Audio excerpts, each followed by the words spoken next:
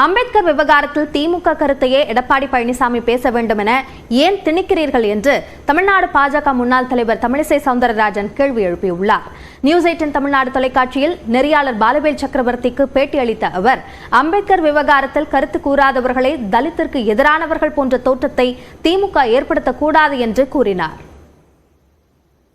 அம்பேத்கர் விவகாரத்தில் கிட்டத்தட்ட தமிழ்நாட்டில் இருக்கக்கூடிய அல்லது மற்ற மாநிலங்களில் இருக்கக்கூடிய எல்லா தலைவர்களும் எதிர்வினை ஆற்றாங்க. தமிழ்நாட்டிலிருந்து அதிமுக தரப்புல யாரும் எதுவும் பேசல, ஏன் ஒரு மௌனத்தை அதிமுக காக்கிறது, எடப்பாடி பழனிசாமி காக்கிறார் அப்படின்னு திமுக தரப்பிலிருந்து சட்டத்துறை அமைச்சர் போன்றவர்கள்லாம் கேள்வி எழுப்புறாங்க.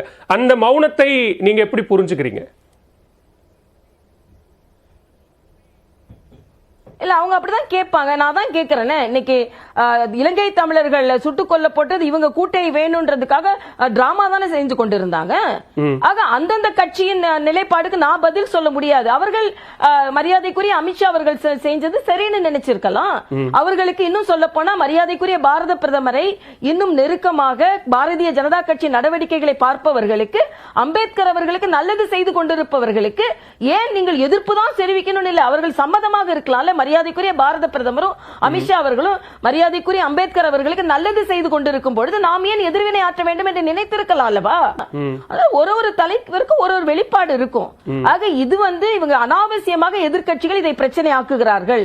இதில் ஏன் நாம் தலையிட வேண்டும்? பாரதிய ஜனதா கட்சி சரியாகத்தானே நடந்து கொண்டிருக்கிறது என்ற கருத்தை கூட அவங்க வைக்கலாம்ல. ஒவ்வொரு கட்சி தலைவருக்கும் ஒவ்வொரு விதமான ஒரு கருத்துரிமை இருக்கிறது. அதை அவங்க எப்படி எக்ஸ்பிரஸ் பண்றாங்களோ என்பதுதான்.